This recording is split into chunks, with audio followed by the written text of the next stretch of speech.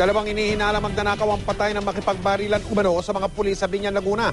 Sa lungsod ng Taguig naman, kapwa nasawi ang isang lalaking nag-amok at ang pulis na rumisponde. Si Chino Gastong, naka-alerto 24. Sa lugar na ito nagtapos ang buhay ni PO3 Antonio Reyes. Nasawi siya sa pagtupad ng kanyang tungkulin. Rumisponde ang 45 taong gulang na pulis sa pag-aamok ng isang lalaking hay umano sa droga. Sabi niya may maingay daw sa pandinig niya. Yan ang iniindan niya. Sa inisyal na investigasyon, pinaputukan ni PO3 Reyes ang nag-aamok na si Jean Ricardo Valdez. Nadaplisan niya ang sospek, pero gumanti ito at pinukpok ng tubo sa ulo ang pulis. Naagaw din ng sospek ang baril ng pulis at pinaputukan ito. At lagi naman niya sinasabi sa akin, huwag ka laging nakasaalalay sa akin. Kasi ang trabaho ko ganito. Kung ako may mawala sa iyo, handang-handa ka na.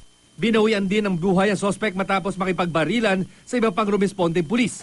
Sa Santo Tomas, Biñan, Laguna naman, nasawi sa umano'y shootout ang riding in tandem na pinaniniwalang sangkot sa iba't ibang kaso ng pagnanakaw. Kinilala mga sospek na sina Charlie Malaza alias Charlie Tato at Sherwin Disolog. Ayon sa pulis, matagal nang minamanmanan ng mga sospek. Si alias Charlie Tato, dawit din daw sa ilang kaso ng pamamaslang.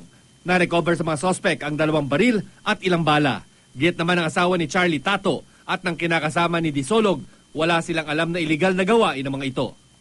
Chino Gaston, naka-alerto, 24.